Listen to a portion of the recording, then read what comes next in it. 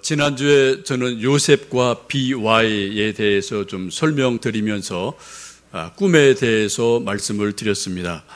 꿈을 영어로 보면 크게 두 가지로 봅니다. 하나는 드림, 또 하나는 비전, 두 가지로 볼 수가 있습니다. 비전은 환상 혹은 하나님이 주시는 미래지향적인 어떤 소망, 또 앞으로 내가 이런 사람이 되고 싶다, 난 이런 일을 하고 싶어, 어떤 미래지향적인 바람, 소망을 우리는 흔히 비전이라고 이야기를 합니다. 드림은 말 그대로 우리가 꿈꿀 때, 잠잘 때 꾸는 그러한 꿈을 일반적으로 드림이라고 이야기를 합니다. 우리가 꿈에 대한 것은 많은 이야기거리가 있지만 아주 단순하게 말씀드리면 꿈은 두 가지로 볼 수가 있습니다. 하나는 프로이드에 의해서 이야기되어진 꿈이라는 것은 소위 우리 인간의 깊은 무의식 속에 있던 것들이 꿈을 통해서 표현된다, 표출된다, 나타난다라고 보는 것이 꿈에 대한 일반적인 이해입니다. 옳습니다. 이건 심리학이나 상담학에서도 많이 이야기되어지고 있고, 우리 모든 사람들은 의식 세계가 있고 또 무의식, 훨씬 더 깊은 무의식 세계가 있어서 이 무의식 깊은 곳에 있던 욕망, 생각, 고민, 바람, 번민, 이 많은 것들이 때때로 꿈을 통해서 이렇게 좀 표출이 되는 일들이 종종 저는 저대로 여러분대로 있으십니다. 꿈과 무의식, 심리는 상당히 밀접한 나름대로 관계를 가지고 있는 것은 분명한 사실이죠. 근데 우리가 성경을 읽어보시면 성경은 꿈을 어떤 무의식 혹은 심리학의 차원으로 접근하지 않고요, 하나님이 일하시는 방편으로서 꿈을 우리에게 말씀하고 있습니다. 하나님이 우리 인간에게 뭔가를 분명하게 알려주시고 각인시켜 주고 싶으실 때, 그때 우리 영혼 속에, 소위 스피릿 속에 하나님이 천사를 보내셔서, 아니면 하나님이 직접 개입하셔서 우리의 꿈을 통해서 하나님의 뜻을 계시해 주시고 알려주시는 일들이 참으로 많이 성경 속에 기록되어 있음을 보게 됩니다.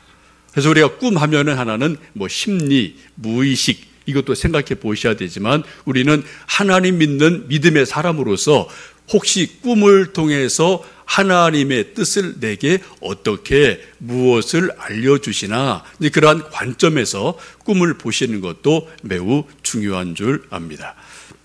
이제 저희들 엊그제부터 욥기를 읽고 있는데요, 욥은 고난의 대명사입니다.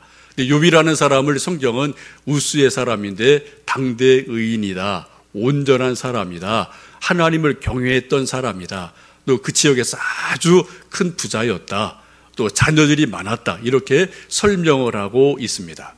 그런데 어느 날 이 욥에게 큰 환난이 닥쳐오게 되고 그 많던 재산이 다 한꺼번에 사라지게 됩니다. 또 자녀들이 죽는 큰 고통을 당하게 되어집니다. 이 고난 한가운데서 욥이 몸부림을 칩니다. 왜 내게 이런 고난이 있습니까? 왜 내게 이런 고통이 있습니까? 이유가 무엇입니까? 이게 언제까지 이것이 되어집니까? 라고 몸부림치는 모습이 욥기에 잘 기록이 되어 있고요, 또 그를 위로하기 왔던 친구들과 여러 가지 논쟁하는 모습이 욥기 속에 잘 기록되어 있습니다. 우리가 사람들이 너나 할 것 없이 살면서 크든 적든 고난을 당하게 되는데, 고난 당할 때 우리는 두 가지를 생각해 볼 수 있습니다. 하나는 고난은 1차적으로 물리적인 아픔을 동반한다는 겁니다. 이게 몸이 아파요. 지금 욥기도 보시면 욥이 막 피부병 때문에 기와장을 가지고 막 피부를 득득 긁으면서 고통하는 것을 볼 수가 있습니다. 고난의 1차적인 의미는 우리 몸이 혹은 마음이 고통을 당한다, 통증을 느낀다, 아프다, 죽을 것까지 고통스럽다, 이런 것들이 고난의 의미이기도 합니다. 여러분도 가끔 몸살을 하시든지 또 허리를 삐끗하시든지 혹은 치통을 또 앓으실 때가 있는데, 여러분 치통도 참 대단하지 않습니까? 치통을 한참 앓으시면 차라리 그냥 이 빼버리고 말았으면 좋겠다, 또 그냥 이 신경 다 죽였으면 좋겠다라고 이제 치과를 달려가는데 또 의사분들은 또 신경 살려야지 오래오래 쓴다고 또 그렇게 아픈데도 그걸 또 살리느냐고 애를 쓰시거든요. 여러분, 우리가 좀 그런 말 하지 않습니까? 알터니가 빠진 것 같이 시원하다. 얼마나 치통이 고통스러운지 하여튼 앓던 일을 여러분 다 경험을 해보신 적이 있을 겁니다. 고난의 1차적인 의미는 육체적인 고통이 수반된다. 아픔이 있다. 이것이 고난의 의미입니다. 또 하나 두 번째는 고난에는 의미가 있다라는 거죠. 그런데 우리 많은 사람들이 고난을 당해도 그 이유를 알지 못하고 고난의 의미를 소위 미닝을 알지 못할 때 우리가 또 큰 심적 고통을 당하는 것을 봅니다. 만약 우리가 이런저런 고난을 당해도 이 고난이 이런 이유 때문에 왔구나. 이유를 분명히 안다든지 이 고난을 내가 얼마간 견디고 나면 내가 이런 사람이 되겠구나. 내게 이런 또 보상이 있겠구나. 이런 것이 분명하게 목표가 있다면 우리가 아무리 고난이 무거워도 이겨낼 용기가 있거든요. 그런데 의미가 없고 또 이유를 알지 못할 때 우리는 그 무의미 때문에 더 심적 고통을 많이 당하는 것을 경험을 합니다. 우리 자녀들이 고3이 돼서 열심히 땀 흘려 일하고 공부할 때가 있는데요. 고3 공부하는 고난이 어떻게 보면 고난이죠. 그런데 분명한 목표가 있거든요. 대학 갈 거야. 나는 어디 갈 거야. 그런 꿈이 있기 때문에 그 고난을 이겨낼 수가 있습니다. 혹시 여러분 사업하는 분들도 이 여름철에 열심히 땀 흘려 일하시고 밤샘 하면서 일하시면서 마음에 꿈이 있거든요. 우리 회사를 이만큼 내가 키울 거야. 나 또 우리 집을 만들 거야. 뭐를 할 거야. 어떤 그런 꿈이 분명하게 의미가 있으면 아무리 고난이 힘들어도 그 고난을 이겨낼 수가 있습니다. 그런데 이유를 모른다든지 의미가 없다면 그냥 물리적인 고난, 그 고통 때문에 더 큰 아픔을 당할 때가 종종 있습니다. 욥기를 보시면 욥과 친구들이 계속 많은 대화를 하죠. 욥은 왜 내게 이런 고난이 왔는지 나는 정말 모르겠다. 이유를 모르겠다라고 지금 탄식을 하고 있습니다. 그에 대해서 친구들은 잘 생각해봐라. 이 세상에 이유 없는 고난이 어디 있겠느냐. 욥 아마 너에게는 내가 알지 못하는 숨은 죄가 있기 때문이 아니겠느냐라고 말씀하시면서 계속 죄에 대해서 이야기합니다. 반면 욥은 계속해서 나는 무지하다, 나는 정당하다, 이런 논쟁들이 계속해서 이 성경 속에서 있음을 보게 됩니다. 오늘 본문의 말씀은 그러한 쭉 흐름 가운데 한 부분의 말씀이기도 합니다. 욥과 친구들이 계속 논쟁하는 가운데 그러한 이야기를 서로 주거니 받거니 하죠. 하나님께서는 사람들에게 말씀하지 않는 것 같아 라고 욥이 불평을 해요. 내가 왜 이렇게 고난을 당하는지 그 이유가 뭔지 나는 도대체 알 수가 없겠어. 좀 하나님이 좀 속 시원하게 말씀해 주시면 좋겠어라고 탄식을 하게 돼요. 근데 친구가 말하기를 하나님은 분명히 말씀하신다. 그런데 사람들이 단지 그것을 알아듣지를 못한다. 하나님 분명히 말씀하는데 하나님이 말씀하건만 사람들이 알아듣지를 못하고 때로는 못 들은 척 한다. 그게 문제이지 하나님이 말씀하지 않는 것은 아니다. 그런 말씀을 지금 계속해서 이야기를 나누고 있습니다. 여러분, 그런 것 같아요. 하나님은 지금도 살아 계셔서 우리 모든 인간에게 뭔가를 말씀을 하십니다. 성경을 통해 말씀하시고요. 설교를 통해 말씀하시고요. 사건을 통해 말씀하시고요. 부모님을 통해 말씀하시고요. 혹은 양심을 통해 말씀하시고요. 자연을 통해서 끊임없이 우리에게 뭔가를 말씀을 하고 계세요. 근데 우리 인간들은 그것을 잘 알아듣지를 못합니다. 또 알아듣는다 하더라도 안 들은 척 할 때가 참으로 많습니다. 혹시 여러분 하나님의 뜻을 나는 모르겠어, 그런 고민 가끔 하실 때 있죠? 그럴 때 분명히 있습니다. 여러분 90% 이상은 여러분 하나님의 뜻 아주 명백하게 우리에게 알려주셔요. 어디 통해서요? 성경을 통해서 큰 거는 다 알려주셨어요. 여러분 사랑해라, 원수를 용서해라, 충성해라, 기도해라. 여러분 우리가 몰라서 못하나요? 아니요, 다 알아요. 다 알고 있습니다. 성경에 척 배운 건 다 거기 있거든요. 근데 우리가 그런 말씀이 있음에도 불구하고 내가 안 들은 척 하는 거예요. 못 들은 척 하는 거예요. 짐짓그냥 이렇게 넘어가는 겁니다. 많은 경우 우리가 스스로를 속일 때가 많아요. 저도 마찬가지고 여러분도 마찬가지입니다. 여러분 저 사람 사랑해야 됩니까? 내버려야 됩니까? 성경 분명합니다. 원수까지 사랑하라. 뭐 성경 곳곳에 있어요. 나는 그 뜻 모르겠어.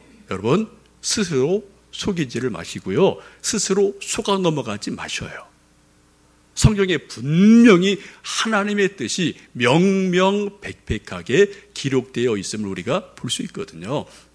단지 우리가 아주 디테일한 아주 세부적인 그런 작은 것들에서 우리가 고민할 건 있지만 원리적인 면에서는 성경 속에 하나님의 뜻이 다 게시되어 있습니다. 하나님은 계속 성경을 통해 말씀하십니다. 우리 양심을 통해 말씀하십니다. 설교를 통해 말씀하십니다. 우리 또 여러 가지 사회를 통해 말씀을 하셔요.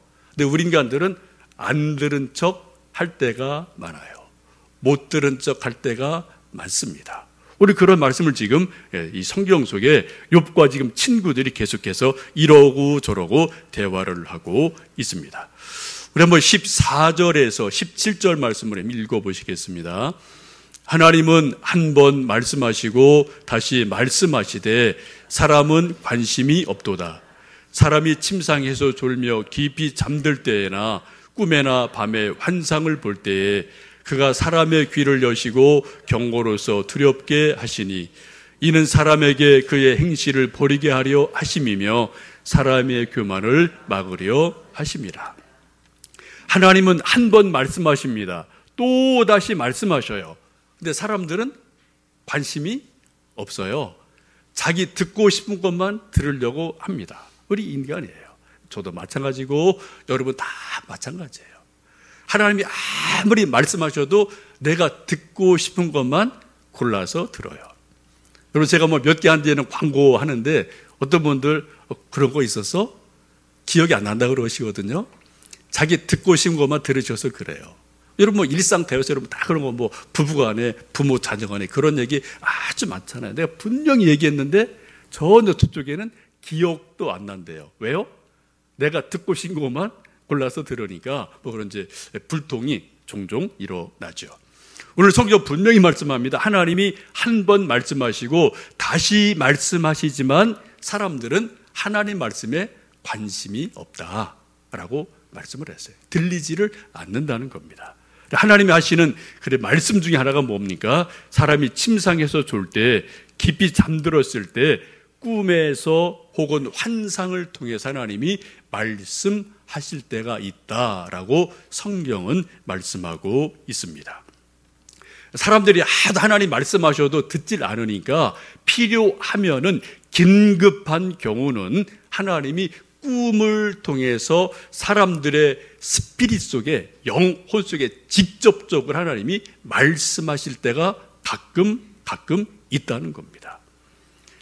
하나님 우리를 하나님 형상대로 만드셨어요. 우리가 지성적인 존재입니다. 우리가 지성적으로 깨닫게 하시는 것도 하나님이 말씀하시는 방법이에요. 우리가 꼭 하나님 말씀을 어떤 뭐 신비한 음성이나 꿈, 환상만 생각하시는데 절대 그렇지 않습니다. 우리에게 지성적인 깨달음을 주셔요. 때로 가슴으로 느끼게 하십니다. 때로 결심하게 하셔요. 근데 우리가 그런 것을 다 대부분은 놓쳐버릴 때가 아주 많습니다. 근데 때로는 하나님이 꿈을 통해서 결정적으로 말씀하실 때가 있다라고 성경은 말씀합니다. 창세기 31장을 읽어보시면 야곱과 외삼촌 라반의 갈등이 소개되어 있습니다. 야곱이 20여 년 전에 형과의 팥죽 사건 때문에 외갓집으로 도망을 가고 20년간 처가살이하고 눈째밥을 먹다가 나름대로 큰 부자가 됐습니다. 외삼촌이 뭐 꾀가 많은 사람이라 10번 넘게 품삯을 준다 안 준다 깎자 더하자 이런 뭐 밀당이 여러 가지 있었죠. 하나님이 눈물을 흘리며 애를 쓰는 야곱을 불쌍히 여기셔서 큰 재물을 주십니다. 큰 부자가 되었습니다. 근데 야곱이 점점점 부자가 되고 외갓집이 점점점 쇠락을 하자 갈등이 일어나게 돼요. 외삼촌과 외사촌들이 전부 다 보는 눈이 이전 같지를 않습니다. 도저히 견딜 수가 없어서 이제 야곱이 밤에 처자식과 재산을 가지고 몰래 주랭랑을 치게 됩니다. 야반 도주를 하죠. 야곱이라는 사람의 특기가 뭐냐? 야반 도주예요. 형으로부터도 야반 도주했고요. 또 외갓집에서 또 야반 도주하거든요. 여러분, 야반 도주한다는 거는 피곤한 인생이라는 말입니다. 이사할 때 좀 대낮에 훤할 때 이사를 해야지 아무도 모르게 밤에 살짝 짐 뿌려갖고 막 도망가는 거, 이거 인생이 얼마나 피곤하겠어요. 근데 야곱이 계속 그런 삶을 반복해서 살아가고 있거든요. 어쨌든 외삼촌의 따가운 눈초리 때문에 이제 좀 재산과 처자식을 끌고 밤에 살짝 도망을 갑니다. 발각이 됐죠. 3일 후에 외삼촌이 알게 되고 이제 자기 아들들과 여러 사람을 끌고 추격을 하게 되고 일주일간 쫓아가고 쫓기는 관계 가운데 드디어 꼬리가 잡히게 됩니다. 이제 한 밤만 자면은 이 외삼촌 라반이 야곱을 붙들어 놓고 정말 단단하게 혼을 내려고 머리 끝까지 지금 화가 나 있는 그런 상황에 이르게 되어집니다. 뭐 우리말로 말하면은 저놈 붙잡으면은 다리 몽댕이 뭐 어떻게 해야지 하여튼 그런 뭐 분노가 외삼촌 마음에 있지 않았나 싶습니다. 근데 성경을 보시면요, 바로 그날 밤에 하나님께서 꿈속에 라반에게 나타나십니다. 이렇게 말씀합니다. 라반에게 현명하여 이르시되 너는 삼과 야곱에게 선악간에 말하지 말라 하셨더라. 하나님이 잠을 자고 있는 라반에게 꿈속에 나타나셨어요.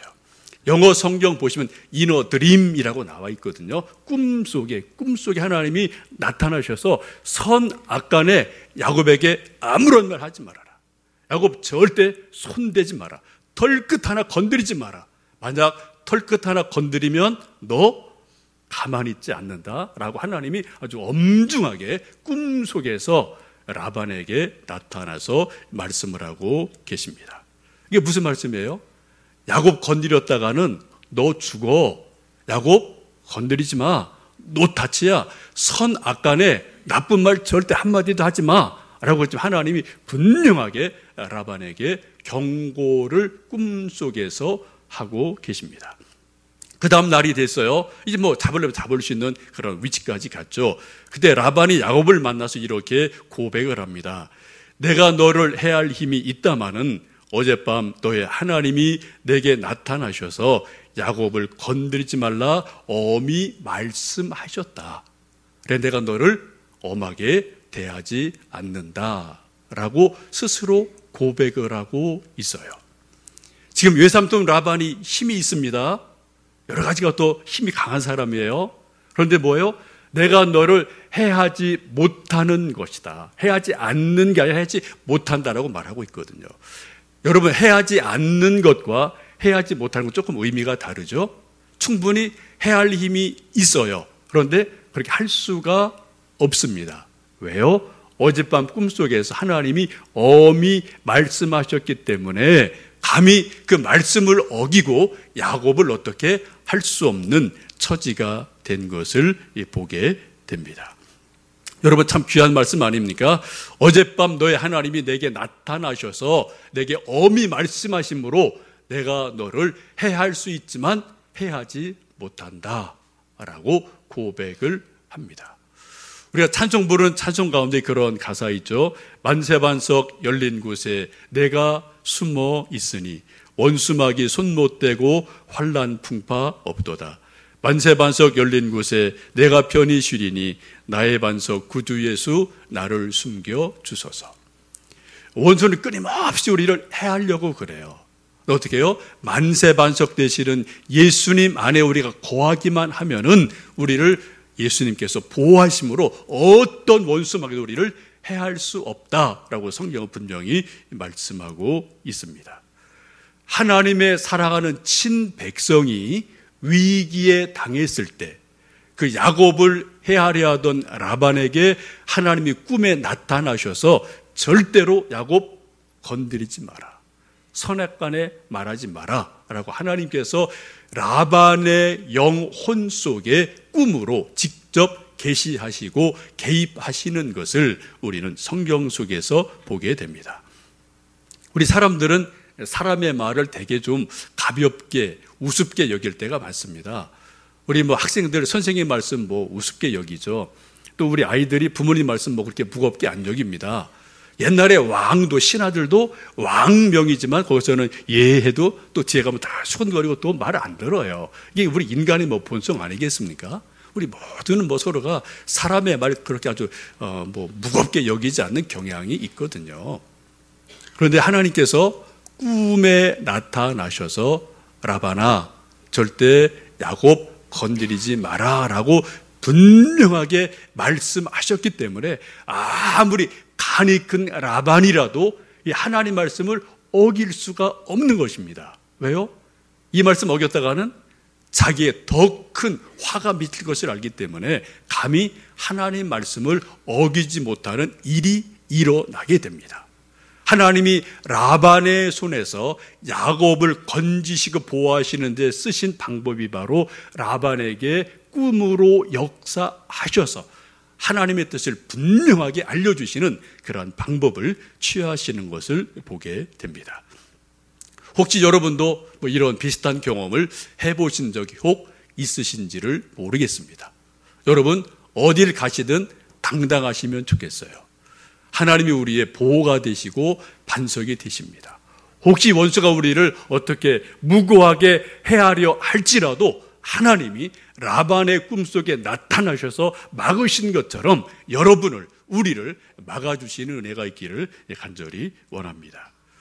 또 꿈은 하나님이 우리 인간이 알지 못하는 깊은 고민, 숙제를 풀어가시는 하나님의 방법인 것을 볼 수 있습니다.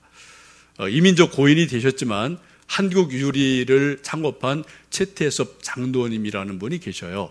좀 연세 높으신 분들은 좀 아실지 모르겠습니다. 하여튼 한국 유리 하면 대단히 유명한 그런 유리에 대한 전공 회사이죠.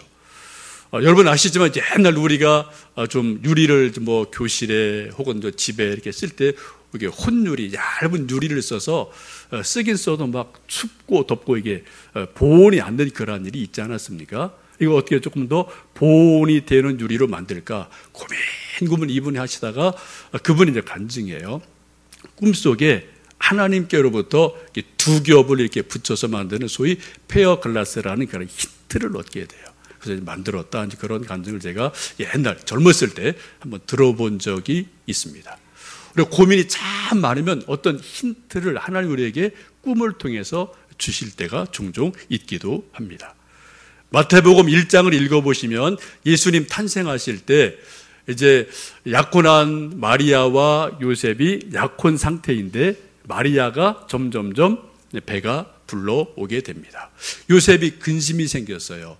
분명히 아직 결혼 전인데 어떻게 마리아의 배는 점점점 불러오는가. 아무리 궁리를 해도 해답이 나오지를 않거든요. 근데 성경 보시면은 요셉이 아주 젠틀한 사람으로 소개가 되잖아요. 그래, 마리아를 붙들고 누구야? 어떻게 된 거 묻지를 않았어요. 그냥 혼자 끙끙거리고 지금 아주 고민을 많이 하고 있을 때 그때 하나님께서 고민하는 요셉에게 그 고민을 풀어주시는 말씀이 성경 보면은 나옵니다. 마태복음 1장 20절에 이렇게 말씀하죠. 이 일을 생각할 때에 주의 사자가 현몽하여 이르되 다윗의 자손 요셉아 내 아내 마리아 되어오기를 무서워하지 말라. 그에게 잉태된 자는 성령으로 된 것이니라 라고 말씀을 하셔요. 깊이 고민하는 요셉에게 이것은 하나님의 성령께서 하신 일이다. 아무런 염려 말고 의심 말고 마리아 데려와라 라고 꿈 중에 분명하게 알려주셨기 때문에 마리아를 데리고 오게 되고 예수님 탄생이 이루어지게 됩니다. 이 말씀을 현대인 성경 보시면 이렇게 말씀합니다. 요셉이 이 일을 곰곰이 생각하고 있을 때에 꿈에 주의 천사가 나타나 이렇게 말씀하셨다. 꿈에 하나님의 천사가 직접 나타나셔서 꿈속에서 이것은 이렇고 저것은 저런 것이다 라고 말씀을 합니다. 여기도 영어 성경을 보시면 이너 드림이라고 표현이 되어 있어요. 실제 꿈속에서 하나님의 천사가 역사하셔서 그 깊은 인생의 고민을 풀어주시는 답을 주시는 것을 보게 됩니다. 그 다음 말씀 쭉 읽어보시면은 이제 동방 박사들이 와서 경배를 하고 돌아가게 되죠. 그때도 꿈속에 요셉에게 하나님 나타나셔서 헤롯이 아기를 찾아 죽이려 하니 이집트로 잠시 피신해라라고 꿈속에서 알려주셔요. 다시 이집트 가서 몇 년여간 도피하고 있을 때 헤롯이 죽고 나자 또 하나님 천사를 꿈속에 보내셔서 헤롯이 죽었으니 이제 다시 이스라엘로 돌아가라라고 말씀하는 것을 보게 됩니다. 예수님의 탄생, 예수님이 위기 속에서 이집트로 도피하시는 것, 다시 애굽에서 이스라엘로 돌아오시는 모든 과정, 그 결정적인 과정 가운데 하나님이 개입을 하셔요. 어떻게 해요? 꿈을 통해서 개입을 하셔서 예수님이 예수님 되게 하시는 것을 보실 수가 있습니다. 때로 꿈은 하나님의 뜻을 가르쳐 주시는 아주 강력한 하나님의 어떤 방편이고 도구인 것을 볼 수가 있습니다. 혹시 여러분도 인생에 이런저런 고민이 깊을 때 기도하고 꿈꾸고 잠 못 이루다가 어느 날 밤에 하나님이 꿈속에서 아주 선명하게 이것은 이것이고 저것은 저것이다 라고 꿈속에서 뭔가를 알려주셔서 인생의 어려운 일들을 헤쳐나간 경험들이 여러분 나름대로 몇 번씩은 다 있지 않으실까 싶습니다. 저도 그런 경험들이 몇 번 개인적으로 분명하게 선명하게 있습니다. 작년에 좀 여러분 아시지만 약간 교회가 좀 어려운 일이 있었고 저도 개인적으로 상당히 어려운 시간이 있었어요. 아무리 기도를 하고 아무리 머리를 이리저리 돌려봐도 이해가 안 되는 상황, 또 설명이 안 되는 상황, 이렇게 계속이 되어지면서 저를 돌아보고 하나님 앞에 기도하고 하나님 이게 뭡니까? 어떻게 돼야 됩니까? 회개하고 기도하고 은혜를 구하지만 하여튼 여러 가지 상황은 이게 좀 해결되지 않는 그런 어떤 좀 답답한 일이 얼마간 있었습니다. 하여튼 잠 못 이루고 계속 기도하다가 제가 가을 어느 날 좀 꿈을 하나 아주 선명하게 꾼 꿈이 있었어요. 제가 한두 사람에게는 좀 말씀을 제가 드린 것 같은데, 근데 그런 꿈이었습니다. 하여튼 어떤 한옥 집이었는데 큰 통유리, 큰 유리가 있고 거실이 있고 소파가 있고 방이 있고 이제 그런 곳인데, 밤인데 어떤 한 두세 사람이 그냥 검은 옷을 입은 그런 사람들이 이렇게 유리를 이렇게 큰 유리를 빵 깨면서 이렇게 들어오더라고요. 그러니까 유리가 파편이 막 날리고 여기저기 막 삐죽삐죽하게 유리들이 막 날라들고 마루 위에 질비하게 놓여 있고, 저도 이제 두려워서 뭔가 피해야 되는 어떤 그런 상황인 것을 알고 이제 피하려고 하는데 이렇게 뒤로도 물러갈 곳도 별로 없고, 뒤를 이렇게 힐끗 돌아봤는데 뒤에 꿈속에 이제 그런 장면이에요. 제 할아버지를 참 좋아하는데 할아버지가 저쪽 뒤에 이렇게 빙그레 웃으시면서 환한 얼굴로 이렇게 웃으시면서 됐다 이제 그러한 말씀을 하시더라고요. 그게 어떤 밝은 빛 가운데 이렇게 좀 계시는 그런 아주 웃으시는 그런 모습을 제가 좀 꿈속에서 봤어요. 그리고 제가 꿈을 꾸면서 또 꿈을 제가 깨고 일어나서 그 다음날 바로 하나님이 하시는 일이 여기까지이구나 라는 나름대로 제게 확신이 있었어요. 그전에 제가 상당히 많이 좀 마음이 혼란스러웠습니다. 상당히 마음이 좀 흔들리는 게 있었어요.